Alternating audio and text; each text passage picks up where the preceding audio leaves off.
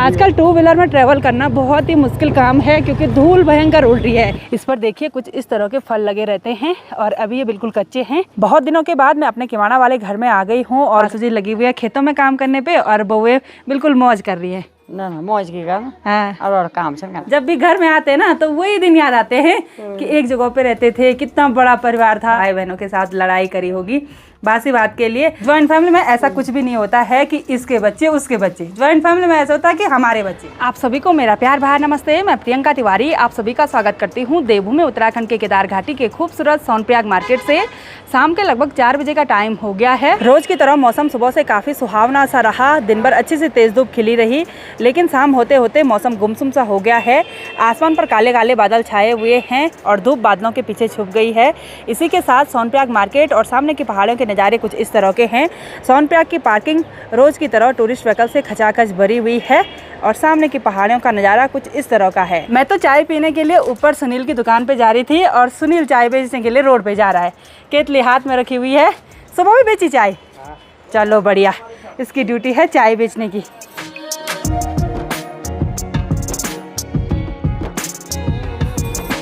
अभी शाम के टाइम पर काफ़ी सारे टूरिस्ट व्हीकल यहाँ सोनप्रयाग में पहुँच रहे हैं, तो इसलिए हमारे होटल के सामने पर थोड़ा बहुत जाम की स्थिति बन गई है। तो अभी हमको मिल गए हैं हमारे सब्सक्राइबर जो हमारे होटल में रुके हुए हैं और ये हैं रुद्रपुर से और ये सब हैं दार्जिलिंग से।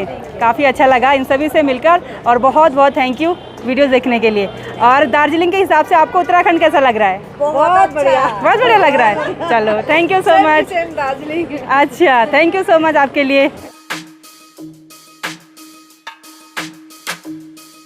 अभी शाम के टाइम पर मेरी तैयारी हो गई है यहाँ सोनप्रयाग से किवाड़ा वाले घर पे जाने की, यानी कि बहुत दिनों के बाद मैं अपने पुराने वाले घर में जाने वाली हूँ। अभी अपने पापा के साथ यहीं होटल में रहेगा। बेटा पापा के ख्याल भी रखना, अपना ख्याल भी रखना, ठीक है? ठीक है। और आप बच्चे का ख्याल रखना।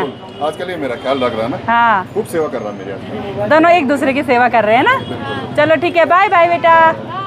तो चलिए जी, मैंने अपना बैग वगैरह भी पैक कर लिया है। 2-4 दिन तक मैं किवाड़ा वाले घर में रहने वाली हूँ, तो घर के लिए सब्ज़ी वगैरह फ्रूट वगैरह सब इस बैग में पैक कर लिए हैं। चलिए जी, अभी मुझे भाई साहब मिले जो हमारे डेली व्यूवर हैं और भीलवाड़ा राजस्थान से हैं। बहुत बहुत धन्यवाद आपका वीडियो देखने के लिए।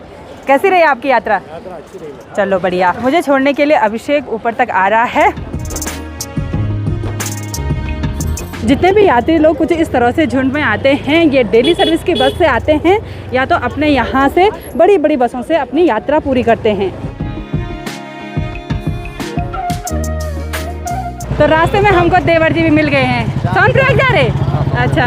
आजकल टू व्हीलर में ट्रैवल करना बहुत ही मुश्किल काम है क्योंकि धूल भयंकर उड़ रही है।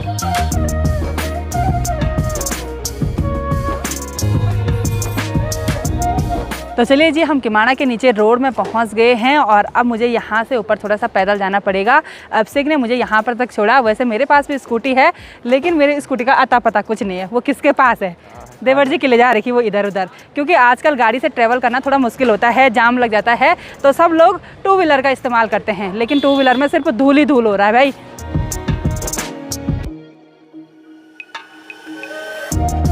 नीचे रोड से मैंने थोड़ा सा ही ऊपर चढ़ाई चढ़ी और मुझे लेने के लिए अमन आ गया है। अमन कैसे हो? बढ़िया। अमन का दोस्त भी आ गया। देवेश कैसा है? बढ़िया। बढ़िया है। चलो सामान ले जाना है। ये लो सब्जी बहुत भारी हो रही है। आप बता गए आपको? हाँ, मैंने तो बुलाया नहीं, इन दोनों को किसने बुलाया? क्या फोन? अच्छा, इसके बड़े भाई ने फ़ोन किया। तो जैसे मैं ऊपर के लिए रास्ता लगी, वैसे अभिषेक ने तुरंत अमन को कॉल कर लिया कि सामान आ रखा है, जल्दी जल्दी आ जा। हाँ। ऐसे नहीं बोला चाची आ रखी? ऐसे बोलो बहुत सामान है, मत जल्दी आओ फटाफट। अच्छा।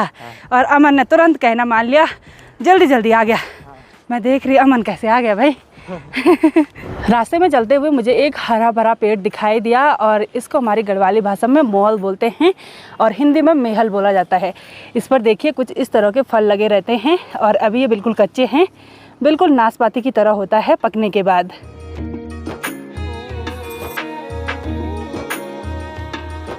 यहाँ नीचे काफ़ी सारे खेत हैं और इनमें झंगोरा और मंडवा की खेती करी हुई है और इन खेतों में कोई न जाए, तो ये देखिए लोगों ने कुछ इस तरह से कांटों की और ऐसे लकड़ियों की बाड़ कर रखी है। शाम के टाइम पर ठंडी ठंडी हवा चल रही है और फाइनली हम किमाना मोहल्ले में पहुंच गए हैं। और यहाँ देखिए आजकल खेत काफ़ी हरे भरे दिखाई दे रहे हैं। इनमें झंगोरे और मंडवा की खेती करी हुई है और गांव की दीदी भूरी लोग देखिए खेतों में गुड़ाई करने पे लगी हुई हैं। यहाँ पर एक बड़ा सा खेत है और इसमें देखिए मिक्स खेती करी हुई है। इधर साइड मंडवा बोया हुआ है और आधे खेत पर देखिए राजमा की खेती करी हुई है और उन पर देखिए कुछ इस तरह से अंगवान लगाए हुए हैं।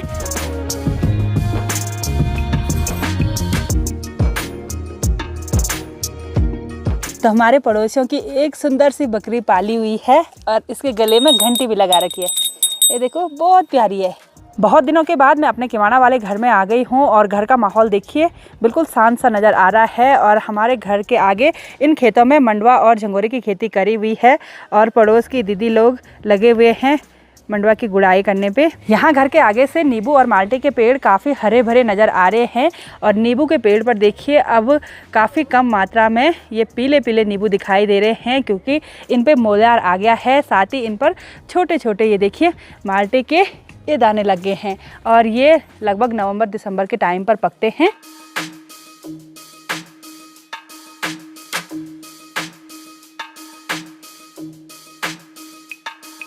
थोड़ी देर पहले तक घर बिल्कुल सुनसान सा लग रहा था और अभी सासू जी भी पहुंच गई हैं घर पे। किचन गार्डन में काम करने के लिए गई हुई थी तो खूब सब्जी उगाई जा रही है आजकल। छकी बूझी वहीं। अच्छा जी प्रणाम। ठीक स्वास्थ्य बस बढ़िया। और सासू जी किचन गार्डन में खूब मेहनत करती रहती हैं और आजकल राजमा बो रखी है। इसी कारण तबियत ठीक से। अच्छा। और बहुत सारे लोगों के कमेंट आ रहे थे कि आपकी सासू जी खेतों में काम करती रहती हैं, आपने सासू जी को अकेले छोड़ रखा है। सासू जी लगी हुई है खेतों में काम करने पे और बहुएं बिल्कुल मौज कर रही हैं। ना मौज की काम। हाँ और काम से करा के बिल्कुल सब अपने अपने कामों पे लगे हुए हैं। और सासू जी को हम कितनी बार मना करते हैं मत जाओ, लेकिन इन्होंने पहले से वो काम कर रखा है ना तो वो थोड़ा सा शाम के टाइम पर टहलने के लिए अपने खेतों में चले जाते हैं, किचन गार्डन में चले जाते हैं ना। क्या बूतू राजमा बोते कुछ नहीं बोते। अच्छा सिर्फ राजमा और मंडवा अच्छा। तो सासू जी ऐसे नहीं है, बिल्कुल ऐसा भी नहीं है कि दिन भर खेतों में लगी रहती होंगी क्योंकि बहुत सारे लोग कहते हैं ना कि मतलब अब अपनी सासू जी को, बहुत सारे लोगों ने तो ऐसे ऐसे कमेंट कर रखे थे कि अपनी सासू जी को वृद्धाश्रम भेज दो, आपकी बस की नहीं है बोला अपनी सासू जी पालना। सासू जी खुश हो गई। तो ऐसा कुछ भी नहीं है। तो अब किचन में जाते हैं, आग जलाते हैं क्योंकि शाम के टाइम पर ठंडी ठंडी हवा चल रही है और बहुत दिनों के बाद मैं अपनी सासू जी से मिल रही हूँ तो एक दो दिन यहीं पे रहेंगे, खुद पूरी करेंगे है ना। सासू जी सोनप्रयाग चलना है आप, ठीक है। अब सोनप्रयाग हो ना यात्रा बैठा होना। सासू जी को ऑफिस में बैठाएंगे हम, है ना। अब काम कुछ नहीं। हाँ ऑफिस में बैठना। अब तब नहीं बोलेंगे लोग कि आपकी सासू जी काम कर रही है खेतों में, ठीक है। कीच बनाओ नींबू चान के। अच्छा सासू जी बोल रही है कि ऐसा क्यों बोल रही, बोला ऐसा नहीं बोलना चाहिए।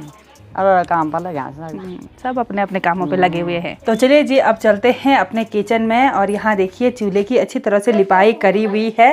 साथ ही इधर साइड गैस भी है और थोड़ा सा बासी भात यहाँ पे रखा हुआ है तो मेरा मन कर रहा है बासी भात खाने का। बचपन में बासी भात खाने की खूब तलब लगी रहती थी और बासी भात के लिए तो भाई बहनों में खूब लड़ाई होती थी।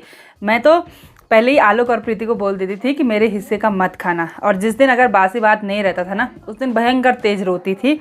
और बहुत सालों के बाद मैं बासी भात खा रही हूँ और फिर वो पुरानी यादें ताज़ा हो गई हैं।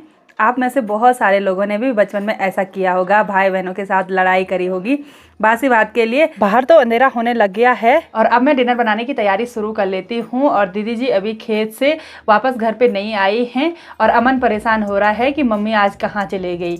मुझे लग रहा है गुड़ाई करने के लिए थोड़ा सा ही बचा होगा ना तो दीदी सोच रही होगी कि बार बार इस खेत पे क्यों आना, आज ही निपटा देते हैं।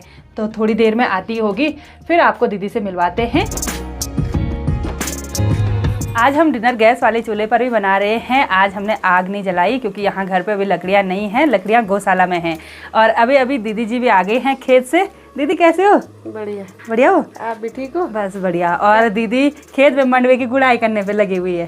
और क्या हो रहा है? बस घर आके कैसा लग रहा है? अच्छा लग रहा है। हाँ, और हम भी बहुत दिनों के बाद यहाँ किमाना वाले घर में अपनी पुरानी यादें ताजा कर रहे हैं। कैसे रहते थे यहाँ पे? नहीं, जब भी घर में आते हैं ना तो वही दिन याद आते हैं कि एक जगह पे रहते थे, कितना बड़ा परिवार था, कोई कुछ काम करता था, कोई कुछ काम करता था।